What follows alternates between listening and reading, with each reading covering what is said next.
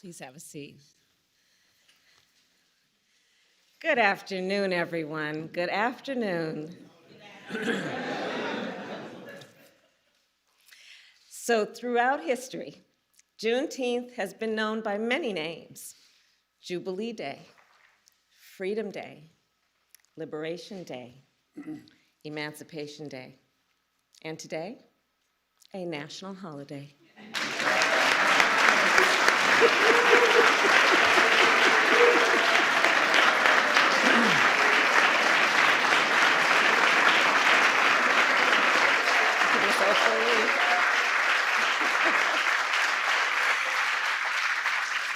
And looking out across this room, I see the advocates, the activists, the leaders who have been calling for this day for so long, including the one and only Miss Opal Lee.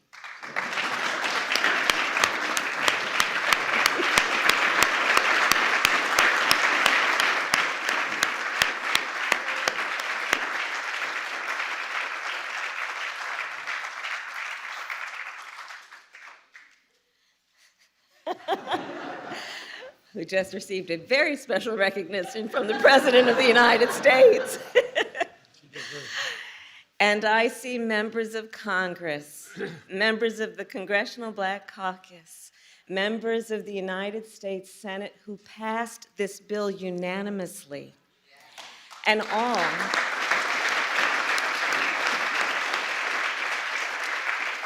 all of whom collectively were responsible for delivering this bill to the President's desk. And I thank you all. We thank you all. Your nation thanks you all. And you know, when we establish a national holiday, it makes an important statement. National holidays are something important.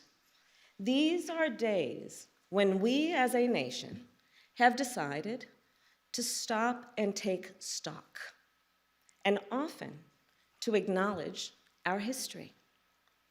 And so as we establish Juneteenth as our newest national holiday, let us be clear about what happened on June 19th, 1865, the day we call Juneteenth. Because you see, that day was not the end of slavery in America. Yes, on that day, the enslaved people of Galveston, Texas, learned that they were free. But in fact, 2.5 years earlier, the Emancipation Proclamation ended slavery in the Confederacy. So think about that. For more than 2 years, the enslaved people of Texas were kept in servitude. For more than 2 years, they were intentionally kept from their freedom. For more than 2 years. And then on that summer day, 156 years ago, the enslaved people of Texas learned the news. They learned that they were free, and they claimed their freedom. It was indeed an important day.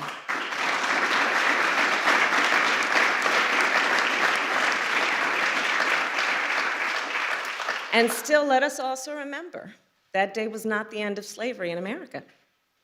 The truth is, it would be 6 more months before the 13th Amendment was ratified, before enslaved people in the South and the North were free.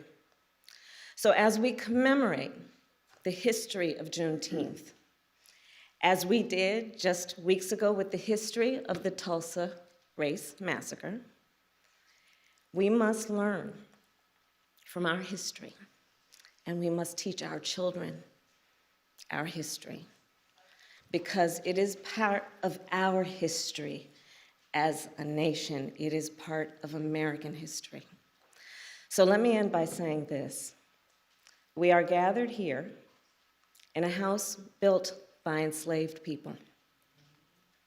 We are footsteps away from where President Abraham Lincoln signed the Emancipation Proclamation.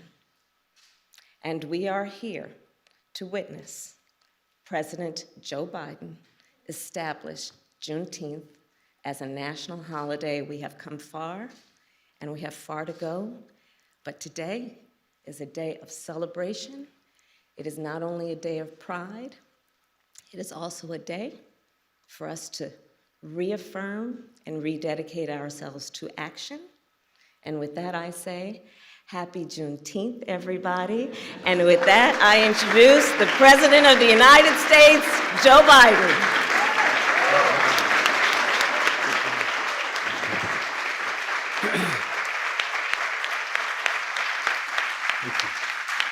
Thank you. Well, thank you, Madam Vice President. 156 years ago, 156 years, June 19th, 1865. John, thanks for being here. Major General of the Union Army arrived in Galveston, Texas to enforce the Emancipation Proclamation and free the last enslaved Americans in Texas from bondage. The day, as you all know, and we repeat some of what was said, became known as Juneteenth. You all know that. A day that reflects what the Psalm tells us. Weeping may endure for a night, but joy cometh in the morning.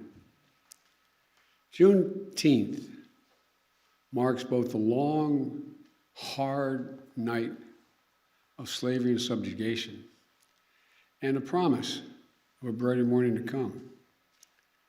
This is a day of profound, in my view, profound weight and profound power. A day in which we remember the moral stain, the terrible toll that slavery took on the country and continues to take. What I've long called America's original sin. At the same time, I also remember the extraordinary capacity to heal and to hope and to emerge from those painful moments in a bitter, bitter version of ourselves, but to make a better version of ourselves. And today we consecrate Juneteenth for what it ought to be, what it must be, a national holiday. As the Vice President noted, a holiday that will join the others of our national celebrations, our independence, our laborers who built this nation, our servicemen and women who served and died in its defense, and the first new national holiday since the creation of Martin Luther King holiday nearly 4 decades ago. I'm grateful to the members of Congress here today, in particular to the Congressional Black Caucus, who did so much to make this day possible. I'm especially pleased that we showed the nation that we can come together as Democrats and Republicans to commemorate this day with an overwhelming bipartisan support of the Congress. I hope this is the beginning of a change in the way we deal with one another. And we're blessed to mark the day in the presence of Miss Opal Lee. As my mother said, God love her.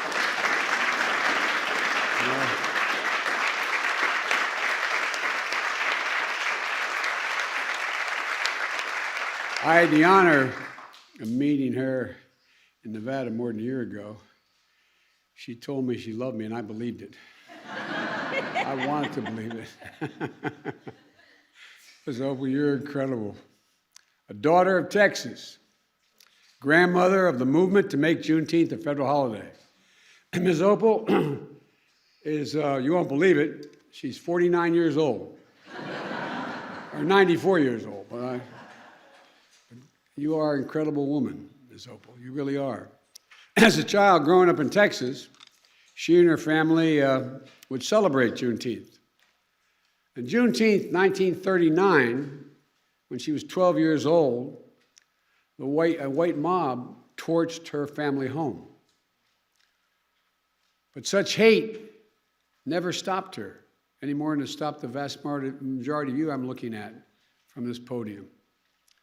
Over the course of decades, she's made it her mission to see that this day came. It was almost a singular mission. She's walked for miles and miles, literally and figuratively, to bring attention to Juneteenth, to make this day possible. I ask once again, we all stand and give her a warm welcome to the White House.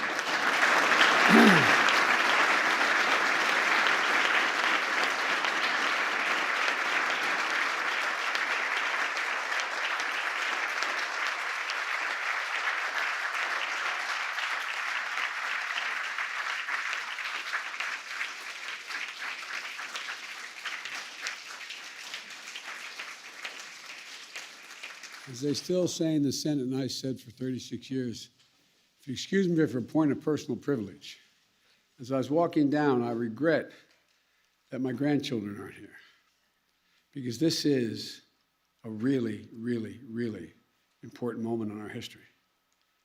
By making Juneteenth a federal holiday, all Americans can feel the power of this day and learn from our history and celebrate progress and grapple with the distance we've come, but the distance we have to travel, Jim. You know, I said a few weeks ago, marking the 100th anniversary of the Tulsa Race Massacre, great nations don't ignore their most painful moments. Great nations don't ignore their most painful moments.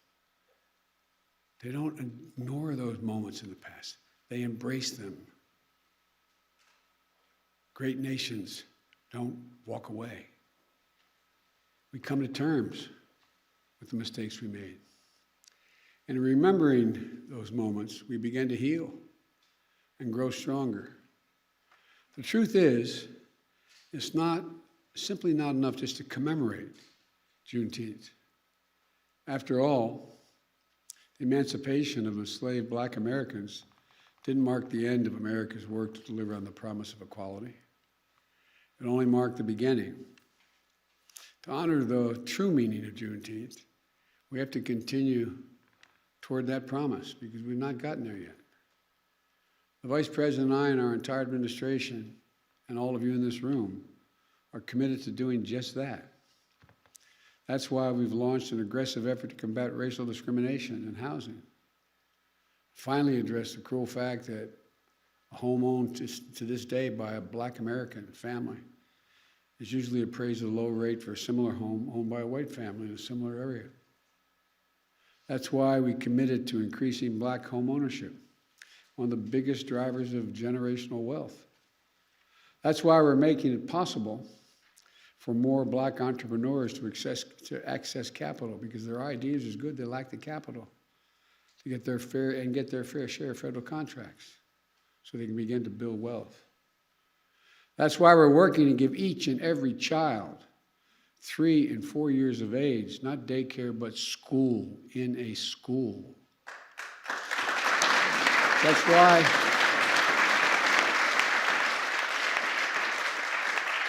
why we're unlocking the incredibly creative and innovation of the history of our historical Black colleges and universities, providing them with the resources to invest in research centers and laboratories to help HBCU graduates prepare and compete for good-paying jobs in the industries of the future.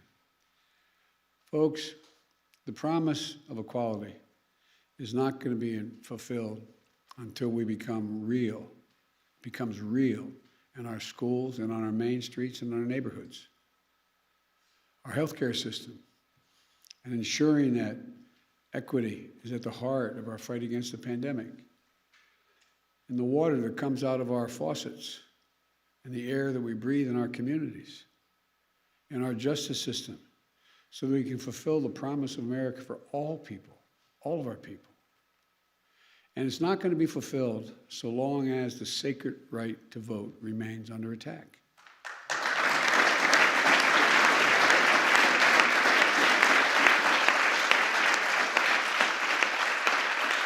We see this assault from restrictive laws, threats of intimidation, voter purges, and more. An assault that offends the very democracy, our very democracy. We can't rest till the promise of equality is fulfilled for every one of us in every corner of this nation. That, to me, is the meaning of Juneteenth. That's what it's about. So let's make this very Juneteenth, tomorrow, the first that our nation will celebrate all together as one nation. A Juneteenth of action on many fronts. One of those is vaccinations, Tomorrow, the Vice President will be in Atlanta on a bus tour helping to spread the word like all of you have been doing on life-saving vaccines. And across the country this weekend, including here in Washington, people will be canvassing and hosting events in their communities, going door to door, encouraging vaccinations. We've built equity into the heart of the vaccination program from day one, but we still have more work to do to close the racial gap in vaccination rates. The more we can do that, the more we can save lives. Today also marks the 6th anniversary of the tragic deaths at Mother Emanuel Church in Charleston, South Carolina. A killer, motivated by hate, intending to start a race war in South Carolina. He joined his victims in a Bible study class. Then he took their lives in a house of worship. It's a reminder that our work to root out hate never ends, because hate only hides. It never fully goes away, it hides. And when you breathe oxygen under that rock, it comes out. And that's what we must understand, that Juneteenth represents not only the commemoration of the end of slavery in America more than 150 years ago, but the ongoing work to have to bring true equity and racial justice into American society, which we can do. In short, this day doesn't just celebrate the past. It calls for action today. I wish all Americans a happy Juneteenth. I'm certainly going to, in a moment, going to sign into law, making it a federal holiday. And I have to say to you, I've only been president for several months, but I think this will go down for me as one of the greatest honors I will have had as president, not because I did it, you did it, Democrats and Republicans, but it's an enormous, enormous honor. Thank you for what you've done. And by the way, typical of most of us in Congress and Senate, I went down the other end of the hall first and thanked your staffs, because I know who does the hard work.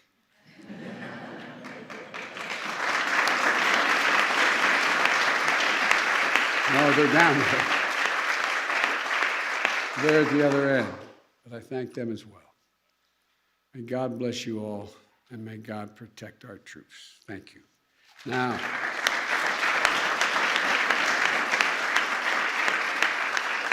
I'd like to invite up, while I sign, Senator Tina Smith, Senator Ed Markey, Senator Raphael Warnock, Senator John Cornyn, Whip John Clyburn, Representative Barbara Lee, Representative Danny Davis, Chair Joyce Beatty, and Sheila Jackson Lee, and Miss Opal. Just stand. You should have my chair.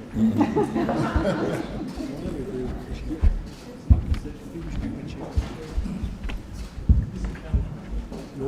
Okay. All right.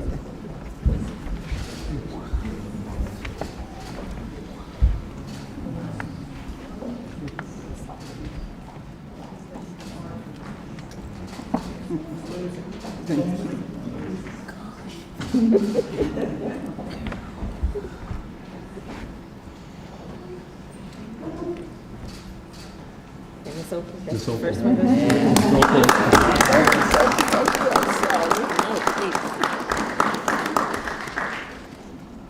I never understand how Barack did this.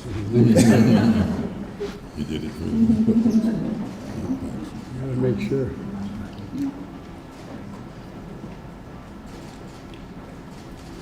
There you go. Thank you.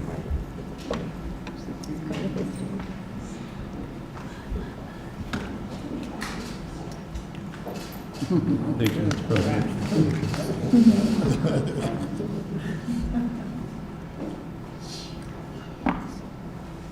Thank you so much.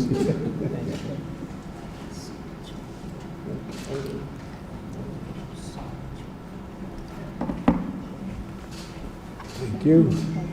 I got 3 more. I got to make them more my name.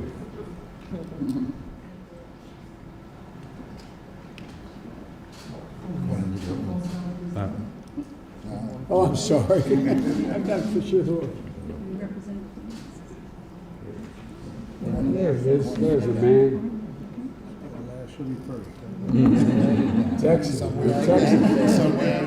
Did anybody else? Dan. Oh, Yeah, okay, man, I'm sorry, man. Congressman Davis. Thank you, man. Thank you. All right.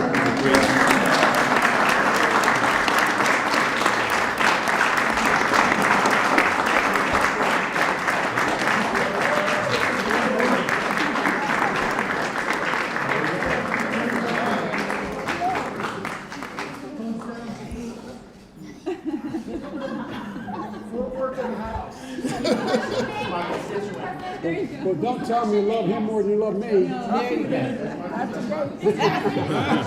She's smart, not today, she said. All right, well, thank you, everybody. Thank you. Thank you. It's an honor. It's very an honor.